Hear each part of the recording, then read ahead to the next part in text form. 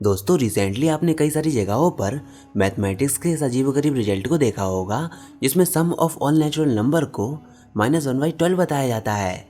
और ये रिजल्ट किसी और ने नहीं बल्कि इस सदी के सबसे महान मैथमेटिशियन श्रीनिवासा रामानुजन ने दिया था। रामानुजन ने हमको ये प्रूफ दिया था कि कैसे इन्फिनिट की वैल्यू -1/12 होती है।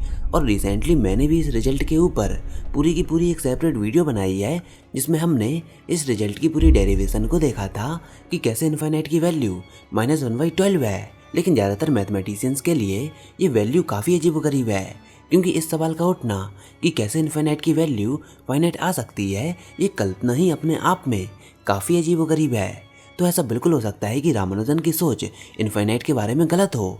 शायद ऐसा हो सकता है कि रामानुजन ने हमको इन्फिनिट की वैल्यू गलत दी हो। तो चलिए आज हम इन्फिनिटी से जुड़ी हुई काफ़ी बड़ी मिस्टेक्स को जानेंगे। साथ ही साथ ये भी जानेंगे कि क्या वाकई रामानुजन ने सच में इन्फिनिट को गलत पहचाना था। तो चलिए बिना टाइम वेस्ट करते हुए वीडियो को स्टार्ट करते हैं। तो सबसे पहले हम मैथमेटिक्स की बात करते हैं।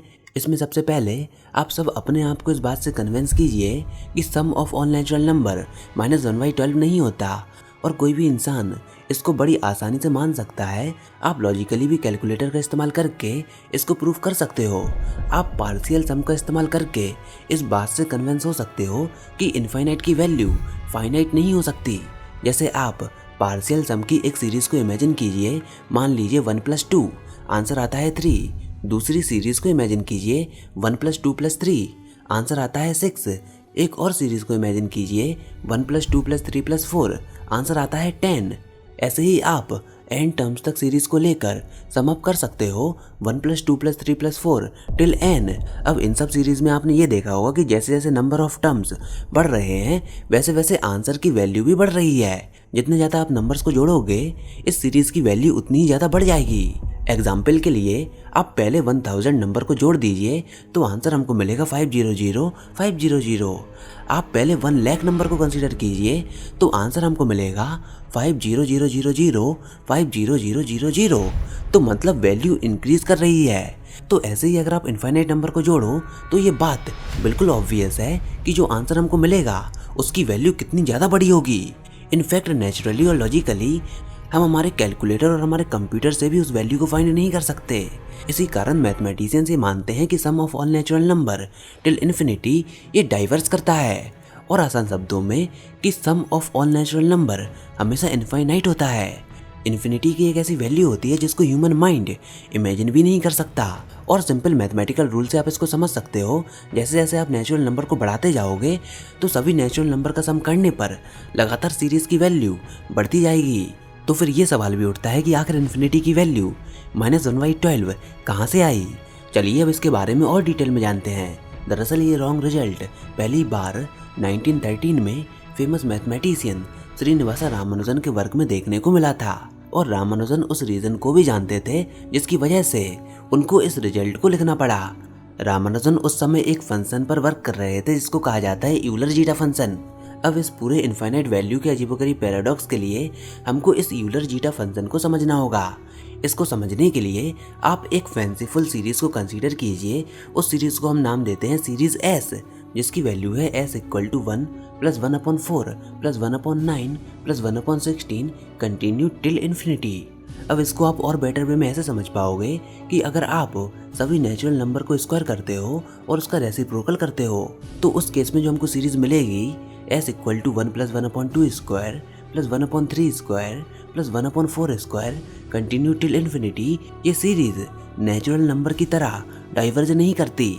दिखने में आपको ये लग सकता है कि इसकी वैल्यू इनफाइनाइट होगी, लेकिन असल में इसकी नंबर लाइन में एक पर्टिकुलर वैल्यू होती है। जिस तरह पार्शियल सम का इस्तेमाल करके अभी हमने पहले कैलकुलेशन की थी, उसी तरह बिल्कुल सेम कैलकुलेशन हम इसमें भी अप्लाई करेंगे।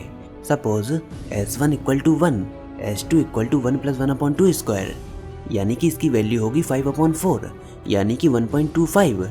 इसी तरह S3 की वैल्यू होगी 1.36, और लगातार आप n टर्म्स तक बिल्कुल इसी प्रकार से Sn की वैल्यू को फाइंड कर सकते हो। तो क्या होगा जब कई सारे स्टेप्स आप कर लोगे तो आपको ये रियलाइज होगा कि ये जो सीरीज है इसकी वैल्यू कभी भी π² 6 से ज़्यादा नहीं होती। और मैथमेटिशियंस ये मानते हैं कि इसका सम π² 6 पर जाकर कन्वर्ज होता है। यानी कि हम ये कह सकते हैं कि इस सीरीज की वैल्यू होती है π² 6। नाउ अब क्या होगा कि जिन नेचुरल नंबर की डिनोमिनेटर की पावर में हमने 2 किया था, अगर हम उनकी पावर को कोई और पावर मान लें, मान लीजिए x, इस केस में जो सीरीज हमको देखने को मिलेगी वो होगी s = 1 + 1/2 की पावर x + 1/3 की पावर x + 1/4 की power x continue till infinity. अब यहाँ पर सबसे अमेजिंग बात क्या है कि जब तक आप x की वैल्यू को ग्रेटर देन 1 लेते हो तो इस एक्सप्रेशन की वैल्यू वेल डिफाइंड होती है और फाइनाइट होती है। मतलब for every x greater than 1 sx की वैल्यू हमेशा फाइनाइट होती है। और इसी सीरीज sx को एक फंक्शन कहा जाता है जिसको हम कहते हैं यूलर जीटा फंक्शन, जिसका नाम मैथमेटिशियन यूलर के नेम पर रखा गया है। तो यहाँ तक तो सभी बातें क्लियर हैं कि अगर आप x की वैल्यू 1 से ज़्यादा लेते हो तो इसमें कोई भी मैथमेटिकल लॉजिक वायलेट नहीं होते। हमको वेल डिफाइंड आंसर देखने को मिलता है, हमको कोई भी इनफाइनाइट आंसर देखने को नहीं मिलता। हमको कन्वर्जिंग सीरीज देखने को मिलती है जिसकी नंबर लाइन में एक पर्टिकुलर वैल्यू होती है, जैसे अभी हमने ऊपर वाले केस में देखा। लेकिन क्या होगा अगर आप इस सीरीज में x की जगह पर -1 पुट करो, यानी कि x की वैल्यू को 1 नहीं -1 पुट करो। तो अगर आप x की जगह पर -1 पुट करते हो तो उस केस में s bracket -1 = 1 + 1/2 inverse + 1/3 inverse + 1/4 inverse continue till infinity. यानी कि ये होगी 1 + 2 + 3 + 4 टिल इन्फिनिटी। तो ये वो ही सीरीज है जिसकी वैल्यू रामानुजन ने फाइंड की थी, और ये वो ही सीरीज बन गई जिसको हमने ये शो किया था कि ये एक डाइवर्जिंग सीरीज है। इसी तरह आप s की कोई भी वैल्यू ले लो जो कि 1 से छोटी हो, तो जो उस केस में हमको सीरीज का सम मिलेगा वो हमेशा डाइवर्स करेगा। काफ़ी बड़ी बड़ी वैल्यू हमको देखने को मिलेंगी जिनका कोई अंत नहीं होगा। लेकिन यहाँ पर एक स्पेशल टाइप का फंक्शन सामने आया। यहाँ पर एक और चीज़ है जिसको आप यहाँ पर परफॉर्म कर सकते हो। अगर आप थोड़ी हाई पावर मैथमेटिक्स जैसे कि कॉम्प्लेक्स एनालिसिस को यूज़ करो तो यहाँ पर एक तरीका है जिससे आप यूलर जीटा फंक्शन की डेफिनेशन को उन नंबर्स के लिए भी यूज़ कर सकते हो जिनकी वैल्यू <= 1 होगी। यानी कि उन सभी नेगेटिव नंबर्स के साथ यूलर जीटा फंक्शन को आप एक फाइनाइट वैल्यू दे सकते हो। मतलब यहाँ पर एक तरीका है जिसके द्वारा आप यूलर जीटा फंक्शन में जिन सीरीज की वैल्यू डाइवर्स कर रही थी, जिनकी वैल्यू इनफाइनाइट आ रही थी, जैसे कि -1 वाले केस में, उसको भी एक फाइनाइट वैल्यू दे सकते हो। और आसान शब्दों में यहाँ पर हम एक नए फंक्शन को डिफाइन करते हैं जिसको कहा जाता है जीटा एक्स। जीटा एक्स का सिंबल कुछ इस प्रकार का दिखता है। अब देखिए, जब x की वैल्यू ग्रेटर देन और इक्वल टू 1 होती है तो जीटा एक्स की वैल्यू हमेशा वेल डिफाइंड और फाइनाइट होती है। तो यानी कि हम ये कह सकते हैं कि x ग्रेटर देन 1 के लिए जीटा फंक्शन और यूलर जीटा फंक्शन की वैल्यूज बिल्कुल बराबर होती हैं। यानी कि जीटा x = sx = 1 + 1/2 की पावर x + 1/3 की पावर x + 1/4 की power x continue till infinity. But यहाँ पर जीटा फंक्शन की खासियत ये है कि जब भी आप x की वैल्यू <1 लोगे तो उस केस में भी हमको आंसर फाइनाइट मिलेगा। जीटा फंक्शन में तो आंसर हमको फाइनाइट मिलेगा, मतलब एक फिक्स वैल्यू मिलेगी। लेकिन यूलर जीटा फंक्शन में हमको आंसर फाइनाइट नहीं मिलेगा। यूलर जीटा फंक्शन के केस में हमारा आंसर डाइवर्स करेगा, इनफाइनाइट वैल्यू आएगी, बट जीटा फंक्शन हमको फाइनाइट आंसर दे सकता है। दरअसल जीटा फंक्शन एक तरीके का एक्सटेंशन मेथड यूज करता है जिसको कहा जाता है एनालिटिक कंटिन्यूएशन।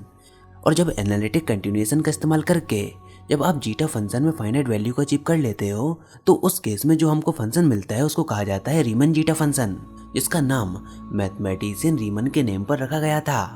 अब नाउ हमारे पास 2 टाइप के फंक्शन है, पहला है यूलर जीटा फंक्शन और दूसरा है रीमन जीटा फंक्शन। दोनों में डिफरेंस ये है कि जब x की वैल्यू <1 होती है तो रीमन जीटा फंक्शन हमको फाइनाइट वैल्यू देता है, जबकि यूलर जीटा फंक्शन हमको डाइवर्जिंग वैल्यू देता है, एक ऐसी वैल्यू देता है जिसको हम कभी भी अचीव नहीं कर सकते। बट x ग्रेटर देन 1 के लिए ये दोनों के दोनों फंक्शन यानी कि यूलर और रीमन जीटा फंक्शन बिल्कुल हमको सेम रिजल्ट और सेम वैल्यू देते हैं।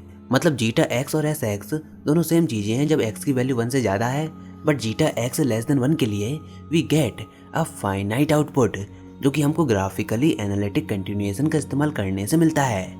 इसके लिए कॉम्प्लेक्स एनालिसिस का यूज़ होता है, नंबर की ग्राफिकल प्रॉपर्टीज़ का यूज़ होता है। फिलहाल एनालिटिक कंटिन्यूएशन एक डिफरेंट टॉपिक है जिसको हमने रीमन हाइपोथेसिस वाली वीडियो में कवर किया था।